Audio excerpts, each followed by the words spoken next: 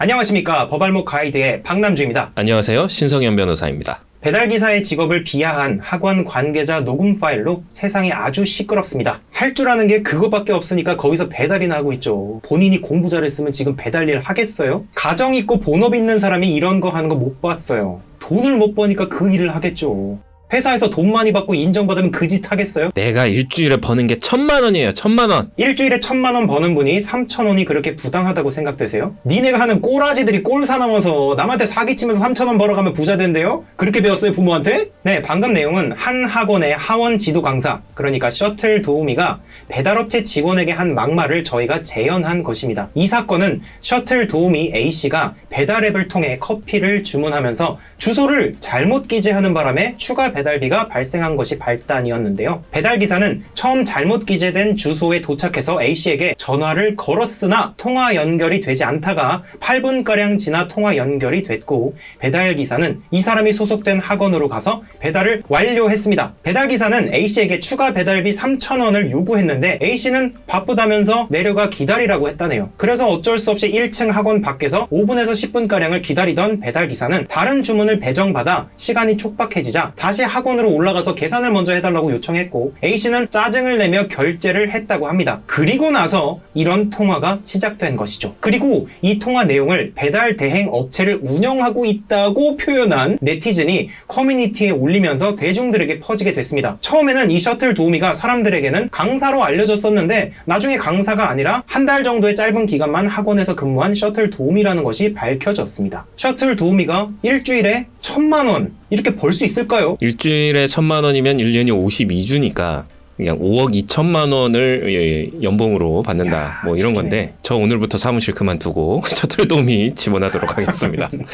네, 그리고 여러분들도 준비하시는 시험 다 그만두시고 학원 하원 지도 강사가 되기 위해서 열심히 노력하셔야 될 것입니다. 그리고 이 사람이 이제 공부에 대한 얘기를 참 많이 했단 말이에요. 공부를 잘했으면 지금 배달 일을 하냐 라면서 공부에 대한 자부심을 굉장히 표출을 했는데 얼마나 공부를 잘했는지 너무너무 궁금해요. 공부에 대한 자부심이 굉장하니까 신 변호사님이나 저만큼은 했겠죠? 저는 뭐 제 주변에 학교 1등 출신은 뭐 너무나도 많고 도 1등, 시 1등 이런 친구들도 많이 봤는데 그 누구도 공부로 다른 사람을 비하하는 거 한 번도 들어본 적이 없습니다. 제 주위에도 뭐 공부 잘했던 친구들 많은데 제가 본 공부 잘한 친구들은 뭐 한 명도 공부 때문에 성적 때문에 뭐 그렇게 다른 사람을 비하하거나 뭐 이런 거는 저는 본 적이 없습니다. 그리고 요즘 시대가 어떤 시대입니까? 뭐 공부 잘해야지만 성공하는 시대는 이미 끝났죠, 사실. 공부를 잘한다는 거는 얼마나 그 학업에 충실했는지 그냥 그 척도일 뿐이지 이게 인생에서 얼마나 성공하는지에 대한 그런 기준이 될 수는 절대 없거든요. 이상한 생각을 갖고 있는 사람인 것 같습니다. 그리고 또 생각을 해봐야 되는 게 공부를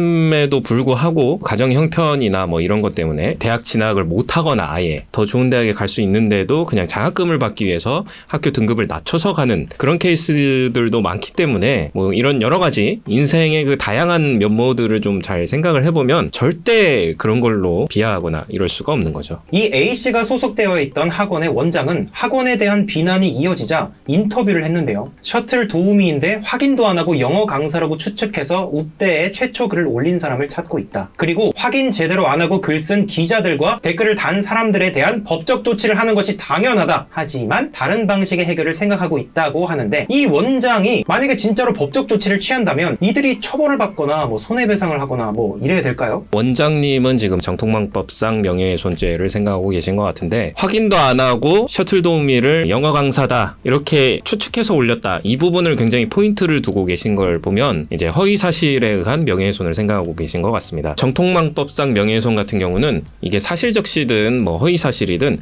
비방할 목적이 필요해요. 이 파일을 올리신 분이 학원을 비방할 목적으로 올렸냐? 저는 그렇게 보지 않거든요. 네. 특히 이 비방할 목적을 판단할 때 일반 형법상 명예훼손처럼 공익성 요건을 생각을 하게 되는데 네. 공익성이 인정이 된다라고 하면 비방할 목적이 부인되는 그런 구조를 취하고 있기 때문에 제가 볼 때는 명예훼손이 안 될 것 같은데 어쨌든 본인은 그렇게 생각하고 계신 것 같아요. 그리고 이제 셔틀 도우미를 영어 강사다라고 말한 부분이 과연 허위사실이냐? 근데 이 허위사실에 대한 판단도 그냥 사실과 다르다고 무조건 허위사실 이러는 게 아니라 전체 맥락을 봐서 그 부분이 얼마나 중요한 부분이냐 이걸 가지고 판단을 하는 거거든요. 네. 사실 이 사건의 메인은 셔틀 도우미인지 영어 강사인지 모를 그 분이 배달 기사한테 막말을 했다 이게 메인인 거잖아요. 그렇죠. 네. 셔틀 도우미냐 영어 학원 강사냐 이 부분은 그 전체 중에 매우 미미한 부분이기 때문에 이거는 허위사실이 적용이 안 될 것 같습니다.